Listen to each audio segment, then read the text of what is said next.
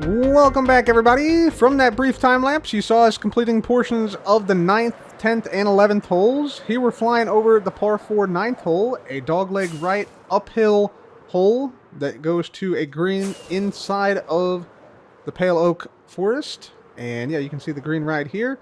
This is the 10th hole right here. We can come down this way, and you can either play your first shot safe to the left side or go for the green in one from the tee, which is a huge shot.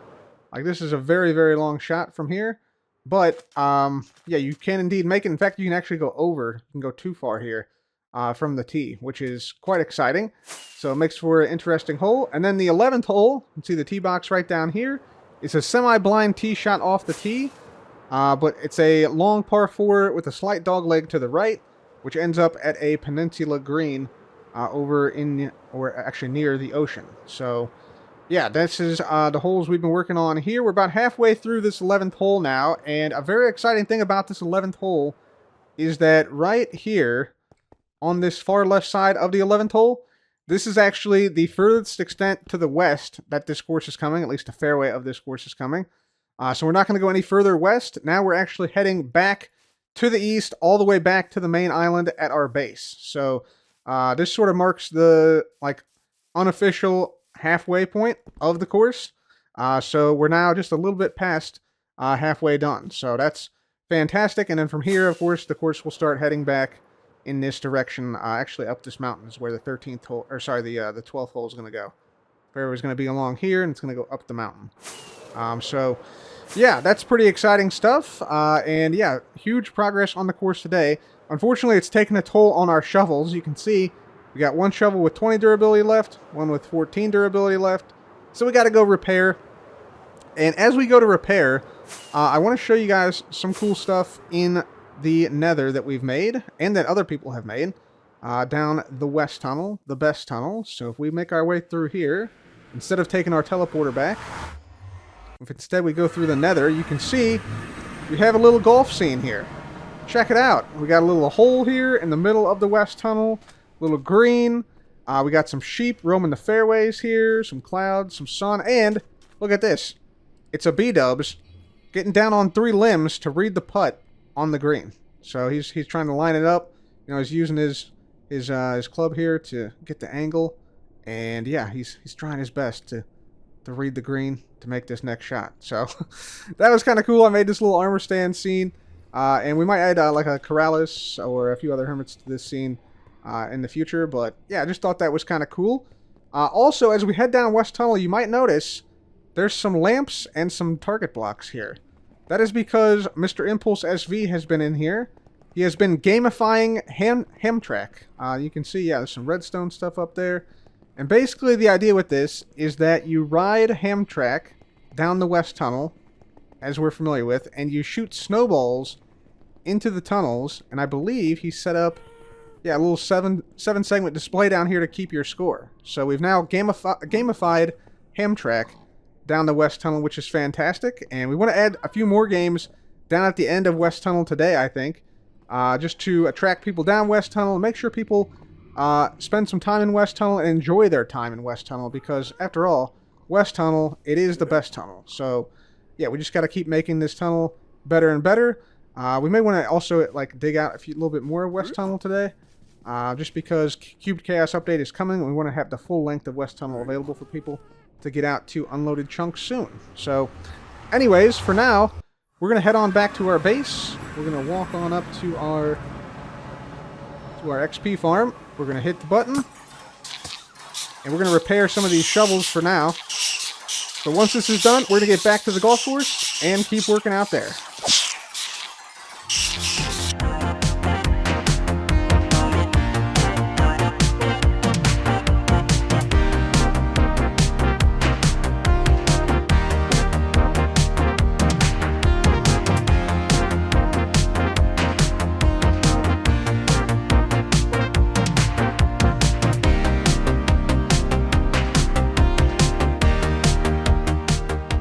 Welcome back, everyone. You saw me just then clear out a little bit of space for the 12th hole, and I want to sort of walk you through this 12th hole because, in my opinion, the most interesting part of the golf course is not the construction of it, the clearing of the trees. It's actually the part that I'm in right now where I actually have picked all the spots where bunkers are going to go, where the fairway is going to go, and things of that nature. So let me walk you through it. So here's the 11th hole green. We walk off this. Here's the tee box right here. And this tee box goes down to this mountain, effectively. You can't really see the fairway too well from here yet. But once we put in the fairway, you should be able to see it. And if we get up higher, you can see it a little bit better.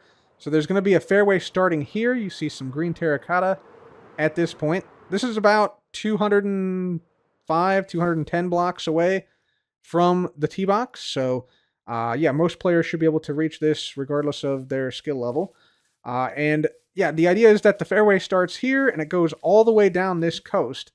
And so what that means is basically if we get out here, you can see if you aim further left, the more risk you take because it's further from the tee box. So like higher skill players might aim further left to cut off more of the hole so they have a shorter distance to go. Whereas lesser skill players might aim further to the right to ensure that they clear the water on the initial tee shot. That's sort of what the logic is here, but you don't want to go too far, otherwise you end up in the woods and you have an obscured second shot. So there's a lot of strategy here. Speaking of strategy, we also want to sort of restrict the landing area near where the furthest players hit their tee shots. So that's kind of what we're doing here. So here we have a little lake over here, which I have a note to expand this lake backwards here. Mostly because we want this to be a little bit of a bigger hazard and restrict the fairway where sort of the best tee shots will end up, which are like the best tee shots can end up like in this section here, which brings this lake into play and also brings this water into play. But we also want to expand this lake because we get back here, oblivion awaits those who come and fall off this cliff here. This actually goes all the way down to minus 50 in Y level down there. Near the lava lake level. So we don't want players falling that far down because they're not getting back up if they fall down there. So we got to patch up that hole a little bit. So we'll be expanding that lake back a little bit and using this to sort of restrict the fairway here where the best players will hit their tee shots. We also have a bunker that's going to go in here, mostly to frame the hole well and sort of guide players to aiming down this this part of the fairway, this portion of the fairway, which is the main part of the fairway. And so you'll see here, this kind of comes to the left here from the tee box, and then it goes to the right. So it's kind of like almost a double or even the triple dogleg, because it kind of goes left here, then right, and then it goes back to the left, which you'll see in a second. But this part of the hole is kind of the part where your second shot will just go over no matter what. Just kind of a nice, like, wide fairway through here. So if you have to play a recovery shot, you got a decent recovery area right here. Then we're going to have a bunker right here. That's kind of like a big shallow bunker.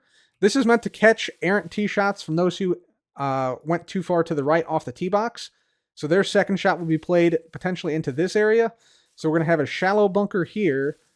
And then this bunker is kind of the first bunker that's going to... It's kind of shaped in this direction, which is the direction of the hole, which is just up this mountain where my cursor is right here. But it's meant to sort of catch shots in this direction that are too short and end up too short for reaching the fairway on the right side over here. And that's one of two bunkers. The other bunker is just up this hill here. And this is meant to catch, again, short second shots in the same direction. So we've sort of angled the bunker so that it's kind of in the direction that these shots are going to be coming from. If you sort of imagine a pearl throw, the ideal second shot is sort of over these trees, over this tree, and into the fairway up here. This is meant to catch shots that are short of that, as is the first bunker down there. So, yeah, those are what those bunkers are going to be doing. The ideal place your second shot lands is somewhere in this area, or even if you hit it really far, you can even land up here, close to the hole. You see up there, that's the flag right there, which we now have signs on as well. We did that during the live stream. So yeah, you end up pretty much anywhere from here to, yeah, about 50 or 60 yards back into the fairway there. That's kind of your ideal shot.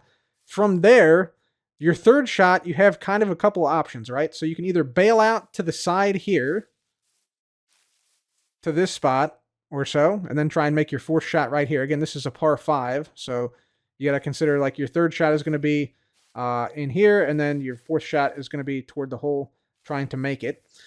So you have that option, or you can go over the trees here, and I've tried to put a couple trees here. In fact, I might put a custom like narrow and tall tree here, potentially. Not exactly sure yet, but I put this oak tree here temporarily to sort of protect the hole.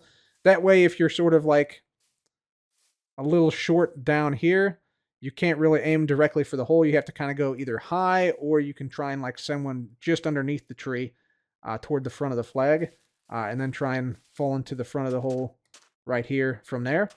But if you go too far on your third shot, we're going to have a deep bunker back here. You can see I've sort of ringed this area already. And I think I'm actually going to make this like a crescent shape, so it's going to come all the way back around here.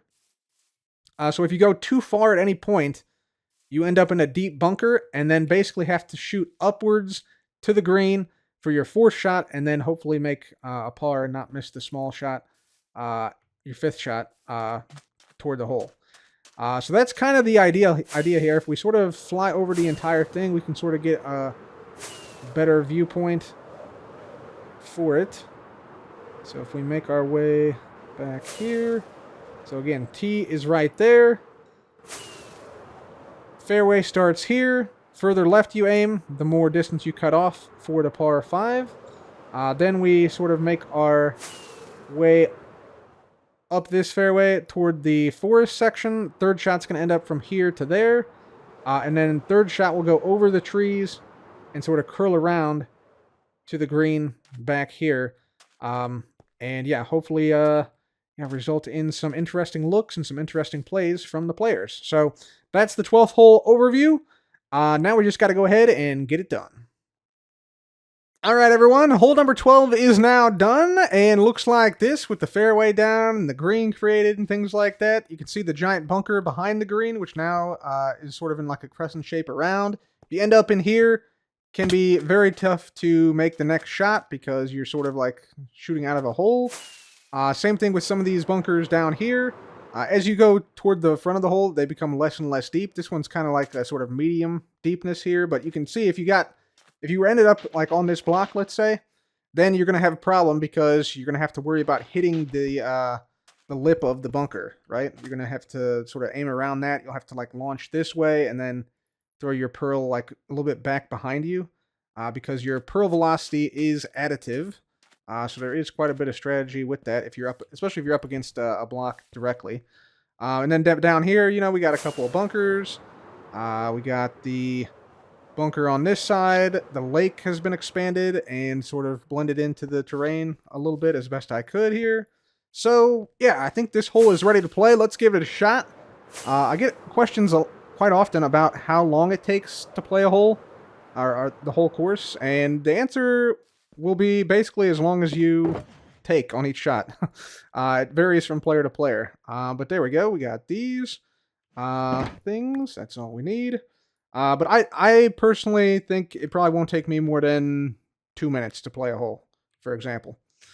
So yeah, let's go ahead and play this hole. So first thing we're going to do, take out our spyglass. We need to aim over there. All right. So I'm going to go, just to the right of that bunker. Right there. And then we're going to line it up. Let it fly. There we go. Also, you got to take off your elytra, but it's not that big of a deal.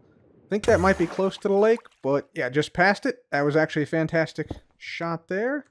So let's just place this down, and now we got the second shot, which I know is pretty much, you want to go over this tree. Let's see if we get over here. I don't think we can see the hole from here. So you kind of just have to know, like the first time people play this, I anticipate they're going to be like all over the place, but I'm just going to go with another driver, and we're going to play it right over this tree and just see how it goes. About right there. So again, this is a par 5, remember? So we got a couple of shots to go. And look at that. 1, 2, 3. Easy money. Eagle on the par 5 12th hole. That was a pretty good second shot, I will say. Dang. Okay, so I made that look pretty easy. The hole is not that easy. At least I hope it's not that easy. But yeah, that was the par 5 12th hole. So a lot of work on the golf course today, finishing the 9th, 10th, 11th, and 12th holes. This teleporter doing work, helping us create these holes into far reaches of the Hermitcraft world. But for now, we're going to grab our lodestone, use our teleporter to teleport back to the base, because we got a couple of things we want to do there today. Welcome back to the base, everybody. We are inside the storage room at the moment. However, we're not going to be working here today. We're actually going to be heading upwards to the second floor and working on basically creating a room where there is currently a gigantic hole in the base on the second floor right here.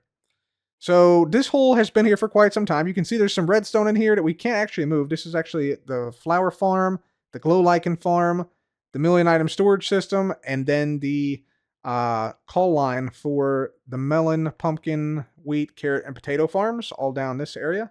That's what the cart here does, and it basically transports the shulker boxes full of stuff to the million item storage system, which, by the way, is actually becoming, if I get down here, quite full. We're almost at, I think, almost at 500,000 items. Yeah, all these are just full of a bunch of different things, so that's fantastic. That's looking cool. But this giant hole, it's gotta go. It's gotta go. We can't have this giant hole in our base, especially so close to the center of the base, since this is like the portal room. We need a way to get from here to the front entrance of the base near the shopping district. So I thought to myself, what do we need here? And the thing I thought of the most, the thing I'm wanting to put here the most, is an aquarium. But not just any aquarium. You know, anybody can make a little, like, you know, 4x4 aquarium with a couple fish in it. No. We're going to do a 360-degree aquarium, so that when we're inside this thing, we can, like, spin around and we just see all aquarium around us. I think that would be really cool. All right, everybody, our aquarium is now built. Here's what it's looking like when we walk on through it. And yeah, it's built out of tinted glass. We got a whole bunch of sand down, some corals, some seagrass, sea pickles, and some backlighting in the form of sea lanterns all the way around this. And also with some oxidized copper lamps in the upper parts of each corner of the room. Now, we don't have any fish or anything, or any squid or nautilus in there yet, because I actually want to do something else. And if we get back here, you'll see we have like a little like cheeky back hallway section type thing. If we get up here, you see we have a track up here. So what I think I want to do, before we move in like all the squid and stuff, which we'll do during a stream, on Friday, we're basically going to put a zombie nautilus suspended in midair, basically traveling around this room, like in a circle. So there's going to be like a little ride inside the aquarium, but not inside the aquarium, right? It's going to be on the air part of the aquarium in here. So to do that, let's just go ahead and go on down here. By the way, you'll notice we have Button back, so that's awesome. Button has returned once more to the base, so we'll have to take a look at that in a moment. But first, we're going to come over here, get the golem statue, and we're also going to get out our railways. And we're going to see if we can't... Yeah, there's Button there. See if we can't land on top here and put a golem in a minecart here. So let's just put this in here. And let's have it go around this way, let's say. Nice. Oh, this is not going to reach around, is it? No, it's not. Okay, that's fine. We can put this guy here and then deoxidize him. There we go. Now we should make it. Yeah, okay. Sweet. So this is about the pace we're going to have the golem go around. And he'll just go round and round and round and round. And then if we attach a lead with the zombie nautilus on it, we can hopefully lead it through the entire roof here, and then have like a little ride down below. So let's now go down to the Coral Cove down below, and we will basically ride a zombie nautilus up to the surface here. I think that's the plan, and then ride it through the base, because zombie nautilus does not need water to survive. And let's also get out a lead here. Let's go here. Yep, lead. Very nice. So let's see if we can find a good zombie nautilus for this. We do have a couple down here that are named. And let's see if we can find one. I think Carol the zombie nautilus might be a good candidate, because Carol actually murdered one of the other zombie nautiluses by pushing it into the lava about 2-3 weeks ago. So let's see if we can find Carol the zombie nautilus. Perfect. Alright, let's see if this actually works. I'm not actually sure what's going to happen here, but we're going to give it a go. So if we make our way through here, open this. Okay. Keep going. Keep going. Okay, maybe not. Okay, maybe don't keep going. Let's just see if we can push Carol in. Yes, okay, Carol's up. Okay, so now they should be... Yep, here. Can I... There we go. Okay, and we can just ride them out. Yes. Success! Awesome, that should close behind us. Very good, the gate's looking nice. We do have to deoxidize this. Would probably be a good thing, but here we go. On our zombie nautilus, let's go. Alright. So now we just gotta turn this way. I wonder if does boosting help? Kind of, but not really. Okay. So now we just gotta come this way. And we're gonna ride this zombie nautilus all the way over to the aquarium. 12 hours later, we're on the other side of our base and slowly making our way up toward the aquarium. And so what we'll do... Let's see if we can get this to work. Donkey, stay still. He wants my golden carrot. Alright, so let's see if we can bail here. Let's grab the zombie nautilus. And hopefully this works. We're going to go up the ladder here. And then in like this. And hopefully I'm still, yep, holding the lead. Okay, and let's see if we can't put the zombie nautilus on there. And hopefully that stayed on. Let's see. Yeah, there we go. All right. Very nice. Look at that. So now we can actually get on like this. Oh, no, we can't get on like this. Oh, you know what we can do? Hang on. We can do this and take off the saddle. Yes. And then, now we can ride it. Boom. Let's go. A little aquarium ride in our base. How awesome is that? That's pretty sick. Okay, and of course we will, in the future, we'll get a bunch of, you know, fish and regular nautilus and squid and glow squid and stuff and put it in this aquarium as well. But yeah, there we go. Carol the zombie nautilus now no longer in the cove, but instead a ride within our aquarium here. So kind of awesome. Kind of awesome, not gonna lie. So, yeah, we'll leave that there for now, and I think this aquarium is good for now. Like I said, we'll add in some stuff during a live stream. But let's now talk about this. Button has returned. There are also some signs here. We have a code of honor, pay with diamond. Next time, remember that, goat. P.S. Keep on whacking. Okay. Alright, so yeah, this is a little bit of a retaliation for the Whack-A-Scar. We actually... So we hijacked Whack-A-Scar with iron nuggets because there was not a diamond filter on it. I did feel kind of bad about it, and we probably should have paid with diamond. That makes more sense. My bad, Doc. That's on me. Thank you for returning Button, though, because Button is now going to go south for the summer. Oh, what the heck, man? Yo! This is bad. This is bad. Oh my god, we gotta disable this. Yo, there's snowmen coming out the machine itself. What the heck, bro? This is the second time this has happened at our base. What the heck, man? People, they're climbing ladders. Oh my god, dude. We're gonna be finding snowmen from now until next Christmas. Holy cow. Someone went to the Nether. Someone went to the Nether and died. That's pretty funny, actually. But still, what the heck, man? This is crazy. Oh my god. All this for some iron nuggets, man? This is too far. This is too far. Low-key, I think that the snow actually looks pretty great in here. It makes it almost look like a, kind of like a Christmas, like, marketplace type thing. But it's the wrong season for that, man. It's not Christmas yet. We got 6 months to go.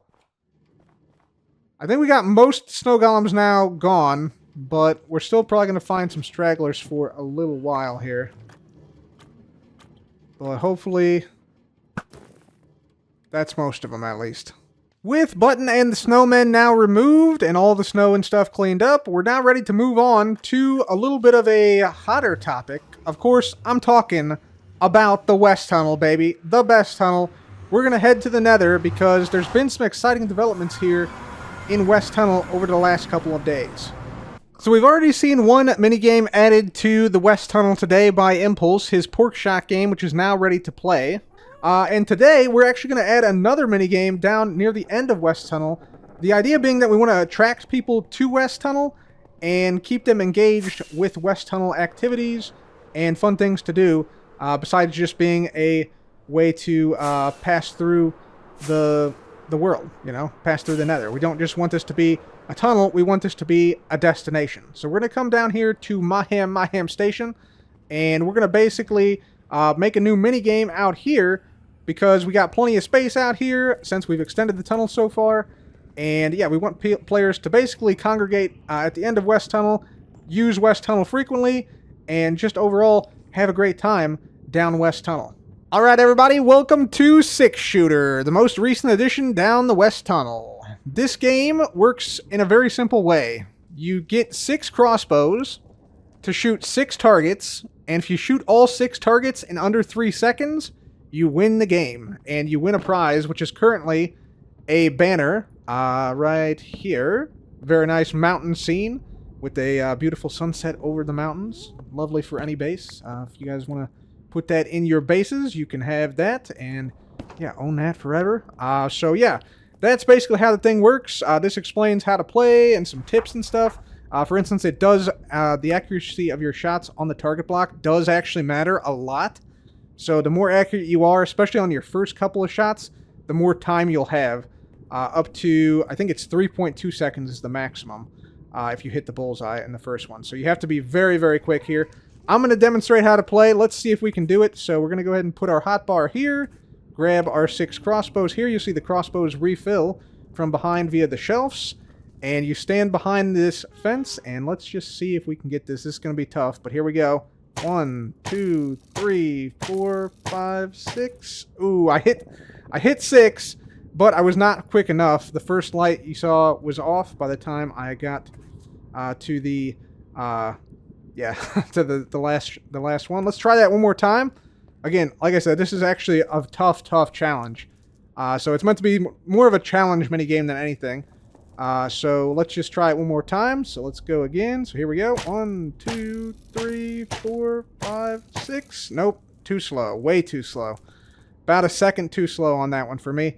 Let's do one more. One more. You can go in rapid succession like this since the crossbows refill pretty quick. Alright, here we go. Lock in, lock in. Oh, I missed that one. That was so close. Oh, man. Okay. Well, did not get it that time, but yeah, you can see I almost had it. That one missed on the corner. I needed to be a little bit further to the right on that one. That's okay. The 5th one just barely missed, but that's how you play 6 Shooter. And yeah, hopefully somebody can play here and defeat the challenge, win the free banner, and yeah, have a good time down the West Tunnel. So yeah, let the other hermits know about this, guys. But for now, that is going to be it for me today. If you enjoyed today's episode, please leave a like. Be sure to subscribe. Ow! And maybe I won't crash into a wall next time. Anyways, thank you guys so much for watching. This has been Cobb. Goodbye. Bonus clip explaining what happened here to Corrales. It seems to be melting. Yeah. It exploded. A bunch of snowmen exploded out of it, so. It's pretty exciting. Oh, no way. This is the second time this has happened at the base, Corrales, with Button like being the main thing, and then snowmen coming out of Button. So it's kind of strange that it happened twice, but yeah.